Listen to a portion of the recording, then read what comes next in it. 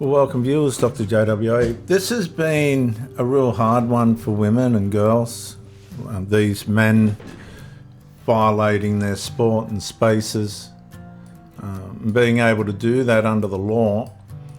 It's a shame in a sense that a lot of these genuine women had had enough and they went to court on morality basis, hoping to beat these people on the grounds of creation and just standard morality. But when the law came in 2013, when Mark Dreyfus and Penny Wong and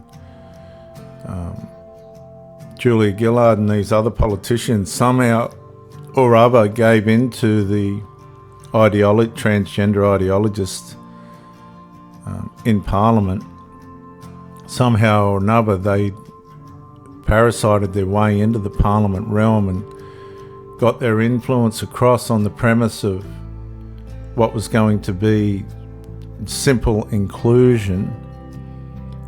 Well, like other things that are parasitical, once they get into the system, they then manifest their virus. So what happened was, initially the numbers were low. I don't even think the transgenderists themselves realised how much legal authority and parallelism they've been given alongside biological women. Like, I mean, it was like winning the lottery 1,000-fold. And as the years went by and the word got out amongst the transgenderists that you've got an authority that's equivalent to biological women, and they started to push the boundaries a bit and realised that they're not going to get in trouble for invading female spaces, then that started to multiply. And what happened was, at first, women questioned what is actually going on here, and the invasion of it, the invasiveness of it, whether there was any intention to do wrong or not. There was a conflictive interest in these people going into female spaces. Anybody could understand that. I'm stupid, and I can understand the principle behind that. I mean, we'd been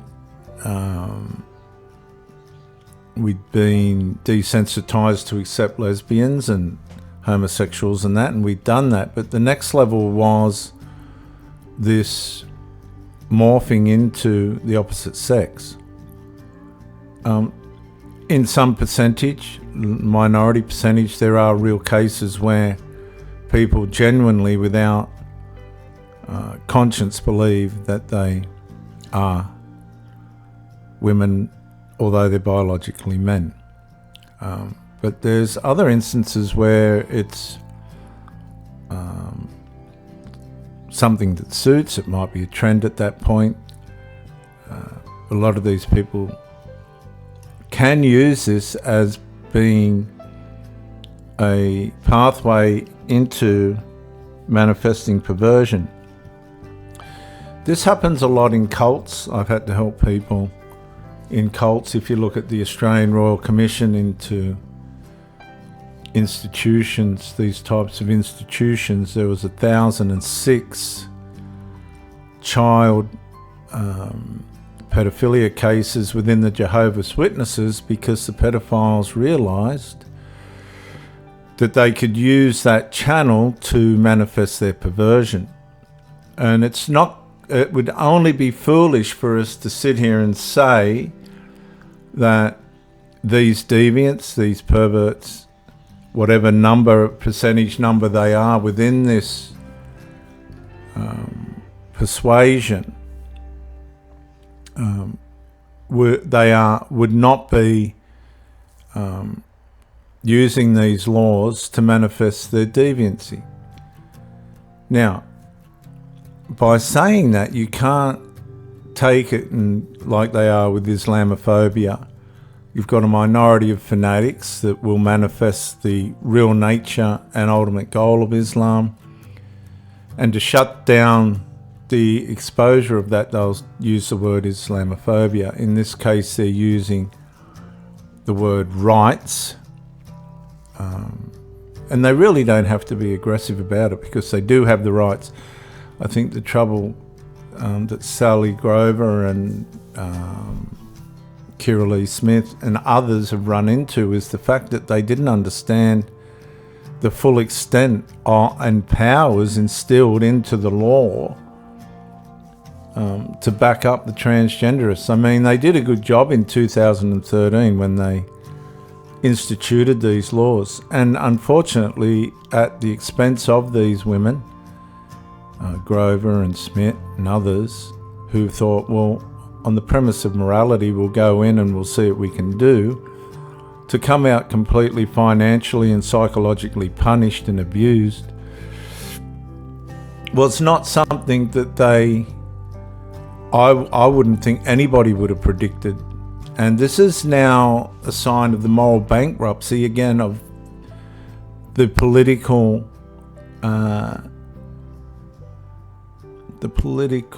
structure, the political arena, the political moral bankruptcy. Nobody's safe with the politicians anymore. They really can't be trusted. They can only be observed what they're going to do next. And I just hope that these women that are at the mercy of these punishments and fines and psychological abuses will keep themselves fighting but stay out of the courts, because the courts will continue to punish them financially, because they're going to stick to the 1984, 2014, 2018 Sex Discrimination Act changes.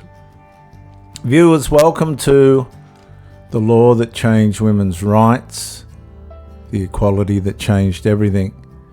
When women's sport became the public battleground, and this is where Kira Lee Smith found herself in her struggle with transgenderists. Because the first challenge did not begin in Parliament. It began on the starting line, on the podium, in the change room.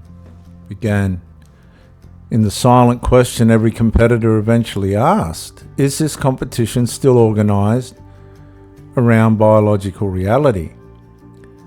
And in this episode, I'm going to examine how women's sport became one of the most visible public arenas where legal recognition of gender identity, biological sex, fairness, safety, and female opportunity came into direct conflict. Women's sport was never designed simply to reward participation. It existed because biological differences mattered. Separate female competition recognized that fairness depended upon biological distinctions between male and female athletes. For decades, this principle attracted little public attention. Then legal definitions evolved. Transgenderists crossing the paths of ethical biological women evolved. And institutional policies followed, but the policies followed by way of exaltation to the transgenderists in protective laws for them. Sporting organisations were increasingly required to balance inclusion, anti-discrimination obligations, eligibility rules, competitive fairness, and athlete safety. And the discussion rapidly expanded beyond elite competition. Community sport became involved. Schools became involved. Parents became involved. And female athletes increasingly found themselves asking questions that previous generations had never imagined needing to ask. What defines women's category? Who determines eligibility? Which biological differences remain relevant and which no longer do. And for many biological women, the concern extended beyond winning medals. It became a question of fairness itself. Could female competition continue fulfilling the purpose for which it had originally been created? Institutions attempted to navigate competing legal, scientific, ethical and social considerations. And the public debate intensified. Supporters viewed evolving policies as promoting inclusion. Critics argued they risked undermining the purpose of female sporting categories. And the sporting arena became more than a place of competition. It became the public testing ground for where biological boundaries should remain. And viewers, when biological boundaries become disputed, women's sport becomes more than competition. It becomes a public test of what society believes fairness requires. And under these Gillard, Wong, Dreyfus laws, they believe that men that think they're women can parallel their lives alongside biological women, whether that's a violation or not.